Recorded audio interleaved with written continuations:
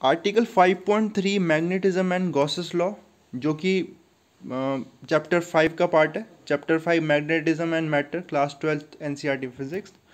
तो चलिए स्टार्ट करते हैं इसे।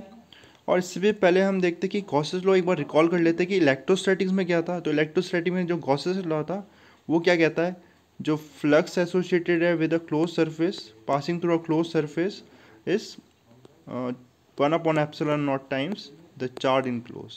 अब इसमें फ्लक्स क्या था, जो फ्लक्स था, flux is the amount of electric field line passing through a surface. मतलब एक सरफेस है, इससे कितनी इलेक्ट्रिक फील्ड लाइन पास हो रही है, इसका हमें कौन बताता है, फ्लक्स बताता है। और ये जो फ्लक्स है एक क्लोज सरफेस में, ये जो फ्लक्स है एक क्लोज सरफेस में कितना होगा अकॉर्डिंग टू गॉस लॉ, कितना इसमें चार्ज इंक्लोज्ड है, कितना इस क्लोज सरफेस में चार्ज इंक्लोज है, and divided by the epsilon not, that is the permittivity. Medium की परमिटिविटी कितनी है और मीडियम कितना उस इलेक्ट्रिक फील्ड को रिड्यूस कर देगा। तो इस सरफेस से कितना इलेक्ट्रिक फील्ड पास होगा वो डिपेंड करेगा charge enclose and the permittivity of the medium, यही कहता है हमारा गॉस लॉ। तो चलिए अब इसमें मैग्नेटिज्म में ये देखते हैं। In Chapter 1, we studied Gauss' law of electrostatics. In Figure 5.3c, we see that for a closed surface represented by first, the number of line leaving the surface is equal to the number of line entering it. ठीक है, तो इसको पहले मैं जब figure को बताना पड़ेगा तो मैं इसको पूरा ही पढ़ता हूँ, फिर फिगर पे आपको दिखाऊंगा ये चीज़। तो this is consistent with the fact that no net charge is enclosed by the surface. However, in the same figure, for the closed surface second, there is a net outward flux since it does include a net positive charge. तो चलिए इसे figure में समझते हैं कि इसका मतलब क्या है। तो ये फिगर इसकी, जस्ट अ सेकेंड, फिगर यहाँ पर ये रही फिगर।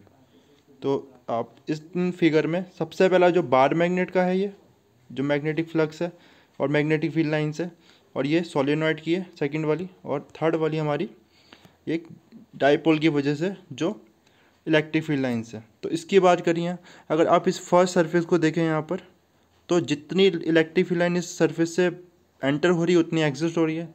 तो फ्लक्स कितना हुआ, जितनी एंटर हो रही है उतनी एग्जिस्ट हो रही है, यानी कि फ्लक्स जो कि electric field lines passing through the surface होता है ये ज़ीरो हो जाएगा।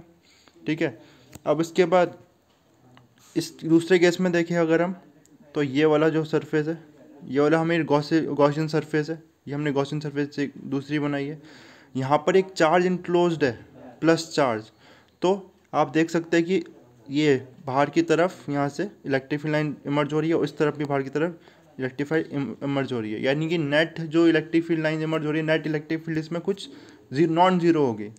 ठीक है, तो इसमें ज़ीरो होगी फ्लक्स और इसमें नॉन ज़ीरो फ्लक्स होगा, बिकॉज इसमें चार्ज इनक्लोज है और इसमें चार्ज इनक्लोज नहीं है। जितनी इलेक्ट्रिक फील्ड लाइन, या इसको ऐसे भी देख सकते हैं, जितनी इलेक्ट्रिक फील्ड लाइन एंटर हो रही है उतनी इसमें से एग्जिट कर रही है, जबकि इसमें electric field lines only exit कर रही है, बाहर की तरफ जा रही है, इनसाइड कोई इलेक्ट्रिक फील्ड लाइन नहीं आ रही। और दूसरी बात पॉजिटिव चार्ज भी है। तो यही चीज़ मैं बताई है, और मैं इसको आगे भी इसमें मैग्नेटिज्म में भी बता देता हूँ। तो मैग्नेट में अगर इस चीज़ को हम देखें तो ये फर्स्ट जो है, फर्स्ट केस, तो इसमें देखिए मैग्नेट में, तो यहाँ पर ये जो फर्स्ट हमने गॉसियन सरफेस बनाई, इसमें अगर देखिए तो यहाँ पर तो बहुत सिंपल सी बात है, ये सिमिलर है इलेक्ट्रिक फील्ड लाइन की तरह, जितनी एंटर हो रही है उतनी ही लीव कर जा रही है। तो फ्लक्स कितना होगा, इस केस में भी ऑब्वियसली ज़ीरो होगा, क्योंकि जितनी इलेक्ट्रिक फील्ड फ्लक्स है, क्या electric field line entering the surface, कितना नेट इलेक्ट्रिक फील्ड लाइन उसमें से पास हो रही है, तो जितनी एंटर हो रही है उतनी ही क्या है, एग्जिट हो रही है। ठीक है, तो इसमें क्या होगा, इलेक्ट्रिक फ्लक्स ज़ीरो होगा। बट अगर हम इस केस को देखें, इस गॉसियन सरफेस को जो नॉर्थ पोल को भी इनक्लोज करे है, तो इसमें मैग्नेटिक फील्ड लाइन्स, और इस केस में मैग्नेटिक फील्ड लाइन्स होगी। अब इसमें देखते हैं, तो यहाँ पर तो क्या हो रहा है, मैग्नेटिक फील्ड लाइन्स एग्जिट कर रही है, बट इसमें जो इससे डिफरेंस है वो है कि इसमें यहाँ पर ये एंटर भी कर रही है। तो इस क्लोज सरफेस में ये field lines, magnetic field lines enter कर रही है और यहाँ से एग्जिट कर रही है। तो नेट कितना हुआ, अगेन इसकी तरह यहाँ भी ज़ीरो हो गया। तो यही डिफरेंस है हमारा इलेक्ट्रिक फील्ड लाइंस और इलेक्ट्रिक, एक डाइपोल के केस में और एक मैग्नेट के केस में। तो इसमें जो कितनी इलेक्ट्रिक फील्ड लाइंस, जब ये क्लोज चार्ज, एक चार्ज इनक्लोज था, इसमें कोई भी इलेक्ट्रिक फील्ड लाइंस एंटर नहीं कर रही, सारी एग्जिट कर रही थी, आप देख सकते हैं यहाँ पर। ठीक है, तो इसमें फ्लक्स होगा, इसमें फ्लक्स होगा, जबकि इसमें जो फ्लक्स है अगेन ज़ीरो होगा, बिकॉज इसमें जितनी एंटर कर रही है उतनी एग्जिट कर रही है। या फिर ऐसा भी बोल सकते हैं क्योंकि ये कंटिन्यूस कर्व होता है, ये डिसकंटिन्यूस कर्व होता है हमारा electric field lines. Electric field lines हमारी डिसकंटिन्यूस कर्व है, जबकि ये कंटिन्यूस कर्व है, तो जितनी एंटर कर रही है उतनी ही एग्जिट करेगी। यानी कि नेट फ्लक्स इस केस में भी क्या होगा, ज़ीरो होगा। तो यानी कि नेट फ्लक्स हमेशा मैग्नेट के केस में हमेशा ज़ीरो ही होता है। ठीक है, तो चलिए इसी चीज़ को हम आगे देखते हैं। तो आगे तो ये रहा, this situation is radically different for magnetic field which are continuous and form closed loop. Examine the Gaussian surface represented by first and second. तो यही चीज़ मैंने अभी आपको शो करी। Both cases visually demonstrate that the number of magnetic field line leaving the surface is balanced by the number of line entering it. The net magnetic flux is zero for both the cases. तो पहले case में तो दोनों ही zero था, जैसे हमने अभी देखा, जो पहला केस था। ठीक है, लेकिन जो दूसरा केस है, दूसरे केस में हमने देखा कि मैग्नेटिक फील्ड है, दूसरे केस में भी वो ज़ीरो आया, क्लोज सरफेस के लिए भी ज़ीरो आया। ओपन सर्किट के लिए तो ज़ीरो होगा ही, मैग्नेट के केस में क्लोज सरफेस में भी वो ज़ीरो होगा। इसके बाद अब इसको हम थोड़ा मैथमेटिकली देखते हैं। तो consider a small vector area del S of a close surface as in figure 5.6। The magnetic flux through a S, ये small area D S is del X है, ये defined as delta five B is equal to B dot del.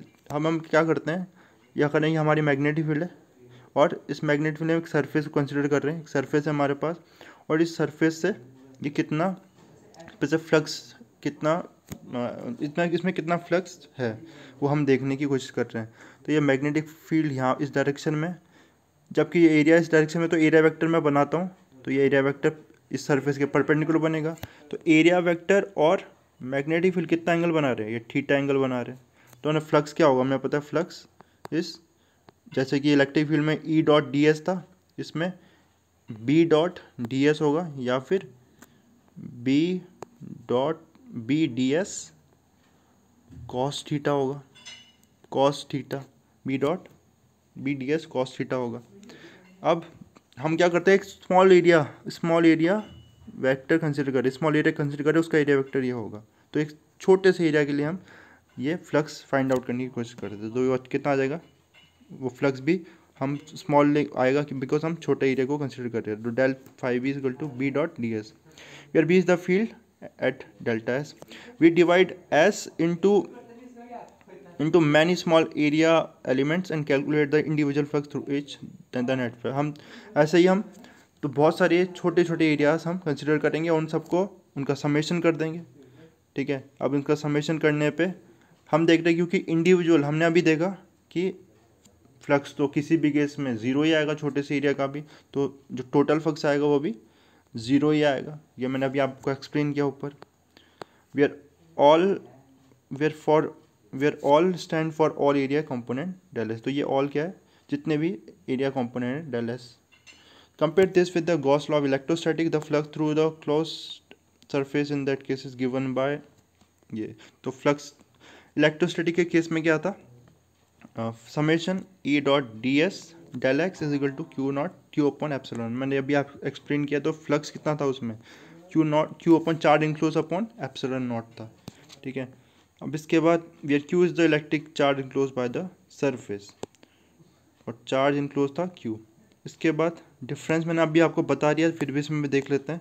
The difference between the Gauss's law of magnetism and that for the electrostatic is the reflection of the fact that isolated magnetic poles are not known to exist। तो इसको भी proof करता है कि इस बात का reflection है कि इलेक्ट्रोस्टैटिक में तो क्या है, positive charge negative charge isolate कर सकते हैं, मोनोपोल एग्जिट करते हैं, बट मैग्नेट के केस में मोनोपोल एग्जिस्ट नहीं करते, तो ये कंटिन्यूस कर्व फॉर्म करेंगे और ये डिसकंटिन्यूस कर्व फॉर्म कर सकते हैं, ठीक है।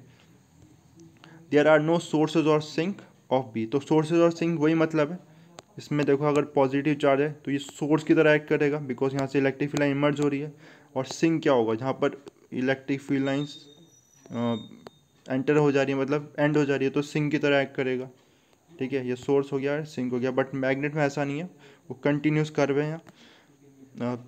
The simplest magnetic element is a dipole और अ करंट लूप, और हमें पता है कि सिंपलेस्ट मैग्नेटिक एलिमेंट क्या होगा, एक करंट लूप से हमने देखा था, तो हम अभी देख चुके हैं जो जो भी मैग्नेट है उसमें भी करंट लूप से ही क्या है, वो मैग्नेटिक मूवमेंट बनाए, उसकी मैग्नेटिक फील्ड है।